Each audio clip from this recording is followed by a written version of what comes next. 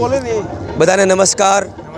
પરમ પૂજ્ય સદગુરુદેવ કી હિમાલયની છત્રછાયા, સપ્ત ઋષિઓની તપસ્થલી, પરમ પૂજ્ય ગુરુદેવ વંદનીય માતાજીના સૂક્ષ્મ સાનિધ્યમાં પરમ પૂજ્ય ગુરુદેવની સાધના ને 100 વર્ષ,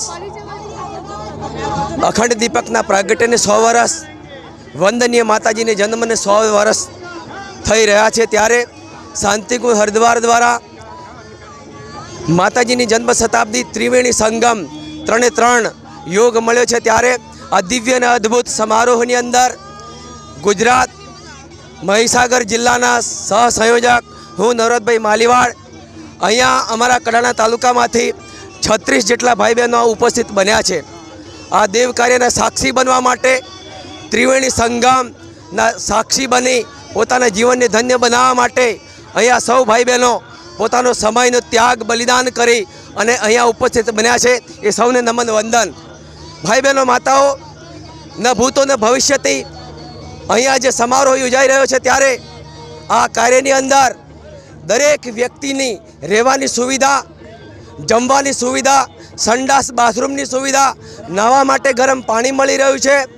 આ દિવ્ય ગુરુના દરબારની અંદર કોઈ શિષ્ય સાધકને તકલીફ ન પડે એ દરેક વસ્તુ પર ધ્યાન રાખી અને અદ્ભુત સમારોહનું આયોજન કર્યું છે. આ કાર્યક્રમની અંદર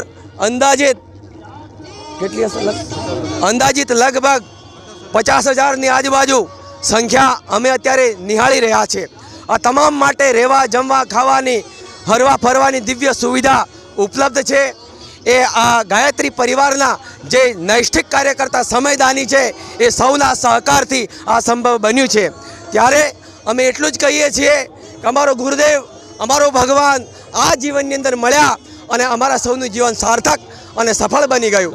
ભાઈ બહેનો, માતાઓ, અહીંયા બીજી વાત એ કરવી છે કે આદિવાસી સમાજ દ્વારા અહીંયા અમારા ભાતીકળ સંસ્કૃતિની દ્વારા અહીંયા ગરબી અને ગપુલીની રમઝટ જમાવવામાં આવી. એમાં અમારું પ્રાદેશિક ગીત ત્યાંનું ધરતી માતા ધમ ધમે મને ધરતી રેડું લાગી રે, એનું અમે ગુરુદેવની જન્મ શતાબ્દી સાધનાની અને વંદનીય માતાજીની જન્મ શતાબ્દી નિમિત્તે એની અંદર શબ્દો જોડ્યા. ધરતી માતા ધમ ધમે મને ધરતી રેડું લાગી રે, સોનો છે ભાઈ મેળો ભાઈ. અમે કહ્યું અમારા ગુરુની જન્મ શતાબ્દીનો મેળો છે. આ દિવ્ય દરબારની અંદર અમે સૌ ઉપસ્થિત બન્યા અમારા જીવનની ધન્યતાનો અનુભવ કરીએ છીએ. આપણા મહીસાગર જિલ્લાની સંસ્કૃતિ છે, તેના વિશે થોડી માહિતી આપજો. અમારી મહીસાગર જિલ્લાની અંદર વધુમાં વધુ આદિવાસી પ્રજા વસે છે અને એની અંદર અમારી સંસ્કૃતિ, પહેરવેશ દરેકથી પણ અલગ ઉપસી આવે છે. એ આપ અહીંયા નૃત્યની અંદર જોઈ શકો છો. અમારી ગાવાની પદ્ધતિની અંદર પણ દેખી હશે. અને પ્રાકૃતિક સૌંદર્યની વાત કરીએ તો અમારો વિસ્તાર ખાસ કરી અને પર્વતમાળાઓની અંદર વસેલો છે.